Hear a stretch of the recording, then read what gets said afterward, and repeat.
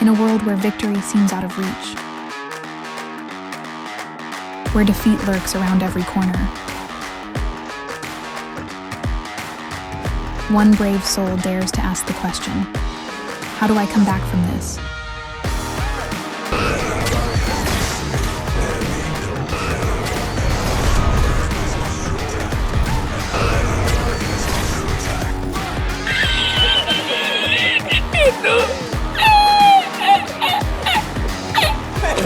Step 1.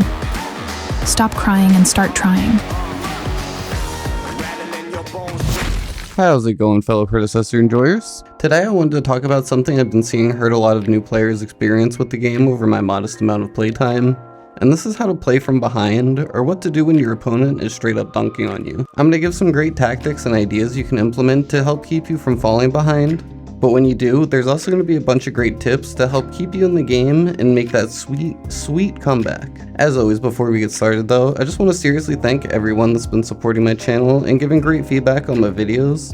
It's helped a lot, and I've discovered something I really enjoy doing, but it wouldn't be possible without the awesome support I've had from everyone so far, which leads me to a quick announcement. That is, if you're one of the awesome chaps I've been hanging out with on stream and like my content and want to play some games or just chat with me personally, I partnered up with a few great people over on our community Discord server that's full of some great memes, news around the game, builds, gameplay tips, and more. Link in the description if you want to check it out, but without wasting too much time, let's get right into it.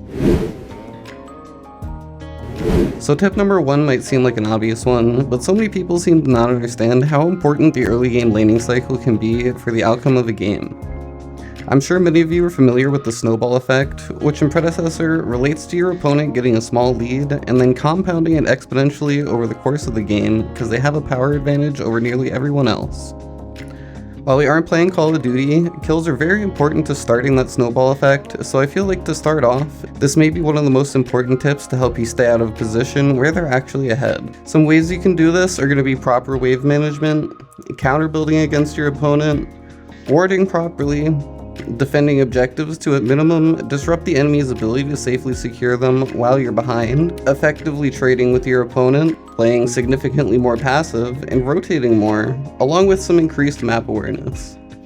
I'm going to go over each one of these in more detail later, but each one's going to help play a big part in helping you become a better player overall and come back from more games. So if you do end up getting killed by your opponent more than once in lane, you need to immediately start playing much more passively to stifle their snowball. It's going to be vital to the outcome of the game that you do not, under any circumstances, continue to give them more opportunities to get a gank on you.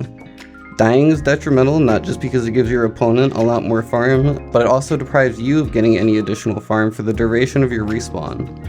So while it's frustrating and not nearly as fun to play safe, for the benefit of future you and the outcome of the game, it's much better to just play as safe as possible until you can catch back up or capitalize on a mistake from the opponent, which is going to be a good segue into the next part. So realistically, the way a MOBA is designed, and the biggest reason why I love playing this game, is the amount of strategy and skill ceiling potential that goes into making each play. But it also rewards you for successfully executing them by giving you a power advantage over your opponent. So theoretically, an ideal game would involve you outplaying your opponent, getting a lead over them, and then snowballing into their core to win. There's so many macro plays though that people are consistently executing and setting up for minutes in advance that go into a successful game outcome that many new players wouldn't even recognize until they're much more experienced. This can lead to a lot of frustrating situations and misunderstandings of a lot of different game mechanics. One of them being effectively trading with your opponent in the early game to actually get that lead. Early game trading involves strategically using your hero's abilities to deal more damage to your opponent in the hopes of getting them to need to back to fountain and relieve pressure on your lane. This frees you up to either soak up extra farm while they're gone and gain a smaller advantage, go secure your respective lane buffs, or make a gank yourself. A few small sub-tips for this category to help you more are always keep strafing, don't make yourself an easy target to hit, You should always be trying to bait your opponent into using their abilities and then retaliate on them when they miss. Another one is to know what your opponent has up their sleeve. This mostly comes with experience, but knowing what your opponent is capable of is going to help you play around them better and make better trading decisions. Another one is don't take unnecessary damage, especially in the early game. A big culprit to getting outbullied in the lane is because many people get overly aggressive and take more damage from the minions than the enemy themselves. Minions, especially in the early game, do a significant amount of damage and can seriously disrupt your trade potential for some heroes, so it's best to back off directly after using your abilities and maybe a few autos. Odds are, especially if your opponent is above average skill level, you're not going to be able to secure a kill early game unless they make a major mistake, so it's best to just take the damage trades as they come and keep an eye out for when a good time to potentially make a move to secure the kill would be. But as a rule of thumb, typically you're going to want them at about a quarter of a health before you go in. So let's say that your opponent has managed to come out on the positive end of these trades and has been bullying you out of lane and you're officially behind. What can you do to help your situation? The easiest and most helpful tactic to implement in this situation is wave management and lane freezing. This is a mechanic that I very rarely see inexperienced players apply, but it can be huge in helping you come back from a disadvantage.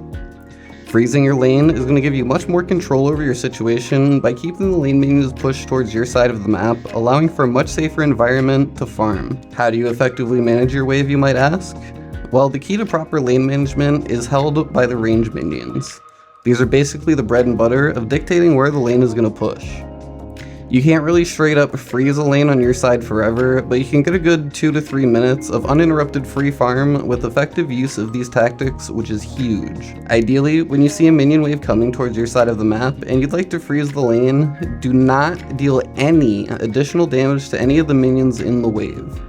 Only let your own friendly minions do the damage, and once their health bar turns red, use your auto attack to secure the minion kill and get the extra gold and XP from it. If there's a big wave that's going to eventually crash into your tower, kill off a couple of the ranged minions until there's about 2 to 4 left, depending how close to the tower they are to you. If, for example, you respawn after getting absolutely clapped by 4 people and they take your tower, it's alright buddy, we've all been there, and they have a large minion wave pushing towards your side, in this situation, you'll want to leave 3 to 4 ranged minions to allow them to continue to push towards your side of the map, allowing you to even more time to soak up free farm. When the next wave of enemy minions comes into the wave, kill off the additional ranged minions to keep it around the lane equilibrium, if you will. Another example is when you still have your T1, you should always be looking to keep the minion wave closer to your tower.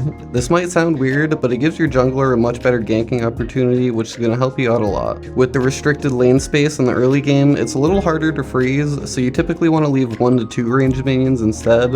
Otherwise, it's probably going to push too far into your tower and reset the lane. Speaking of that, a few popular terms that new players might not be familiar with in terms of lane management are hard pushing a lane, which means you're just going balls to the walls, dumping everything on the minion wave to crash it into their tower.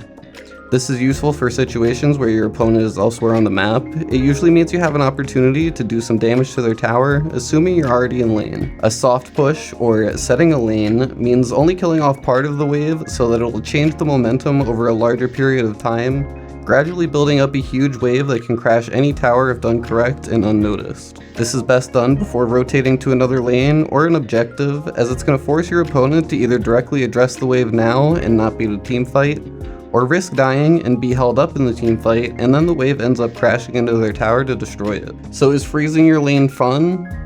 Absolutely not. Is it your best way of being able to pull off a comeback?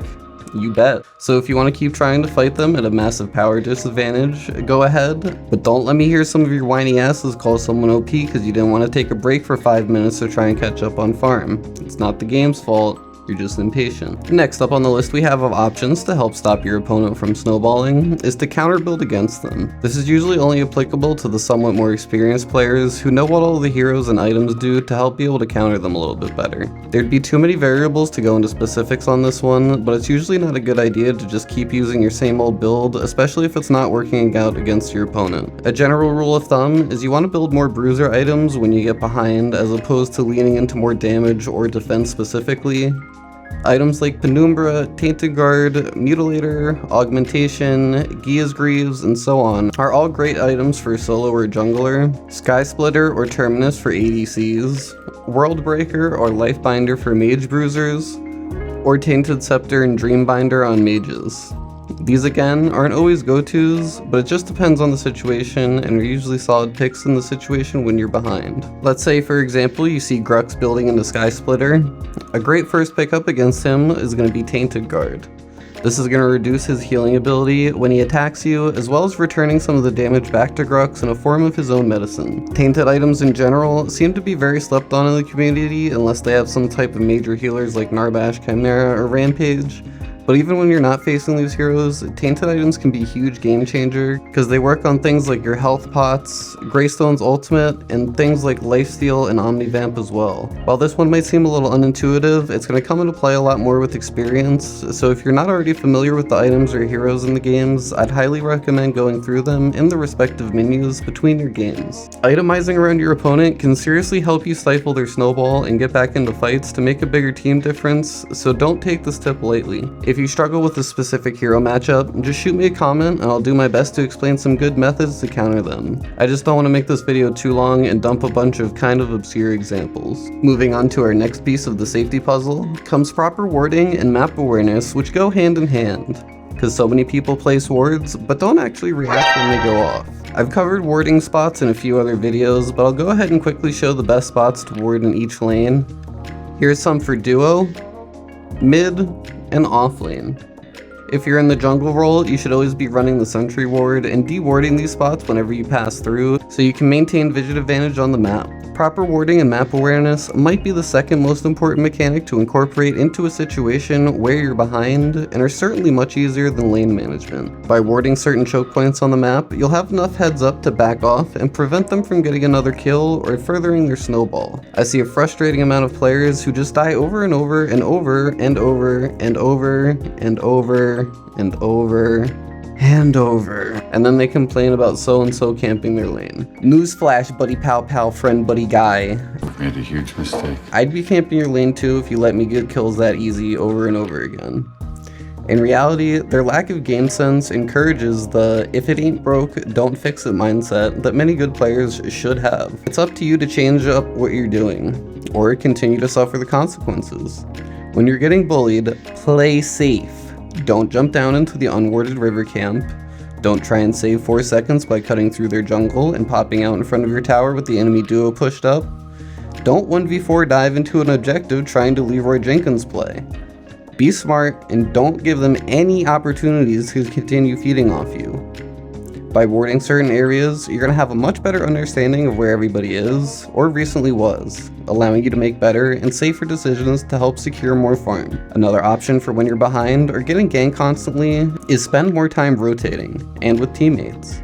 This is going to have an asterisk next to it because it's important to know when to do this in a balanced way that's not going to steal too much farm from your teammates and also won't have you fall further behind because you're spending less time in your lane. It's usually pretty annoying to have people show up for an extended period of time, so try and do it if you see a potential ganking opportunity or you're making a play for an objective. Which, speaking of objectives, how do you approach these when you're behind, some might ask? Objectives are the most important tool for any team in securing a W in Predecessor, and could be detrimental if allowed to be taken uncontested by the enemy.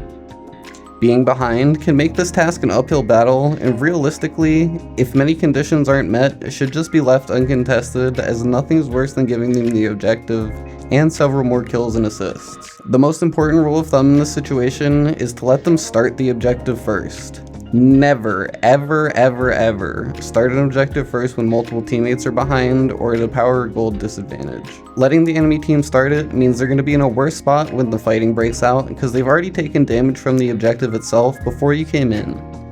The longer you can wait for this engagement before they secure it, the better. You'll also want at minimum your jungle, but ideally your entire team needs to be preparing and setting up for the objectives beforehand so you're ready to be around the area when it spawns. Doing things like setting your wave and backing to make sure you have the most health and item power that you can for the fight is very important. Your jungler must be present and ready to use the hunt knife to steal the objective. Try and coordinate timing as best you can and ambush the team from as many angles as possible. Your priority targets should be the enemy jungler and the ADC. If you have any form of CC, you want to spam it on the jungler whenever the objective is close to 1000 HP so they can't use their hunt knife on it. Proper target prioritization is vital in these situations, and eliminating these high value targets off the bat will at the very minimum stop them from attempting to secure the objective and force them to reset. It truly blows my mind how many fights happen at objectives where people just run in and dump their entire kit on the enemy's support or just whoever's in front of them. Your hero's abilities are the most useful and powerful weapons that you have, so use them creatively and strategically to create opportunities that are going to allow your team to capitalize. So how do we tie all these things together most effectively and actually play safe? Well, if you apply all these finesses together in your next few games and keep them in the back of your mind, I promise you're going to see an immediate change in the outcome of your games that you're behind in. While some games are truly unwinnable steamrolls, there's just as many that are winnable by simply playing safe to help your team and yourself make a comeback. Once you identify that you're officially behind by dying several times or getting consistently ganked out of lane, you need to immediately start playing like a paranoid schizophrenic and that the walls are trying to eat you. Then you need to be slapping wards down at the second they come off cooldown, every single time depending where you are in the lane.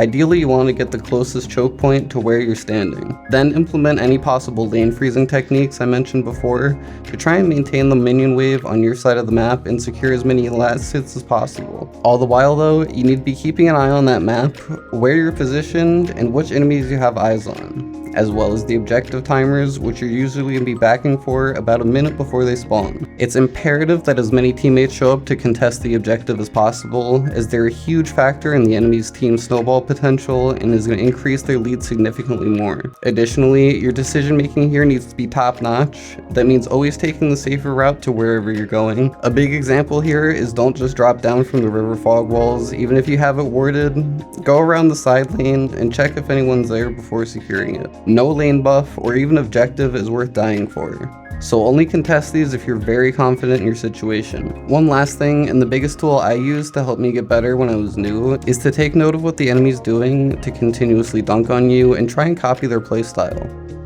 Note things like how they use their abilities to counter you, and think of ways you can prevent it, like baiting their attacks and retaliating after, or waiting for some help from your team. So overall, I feel like I covered most of the basics here pretty well.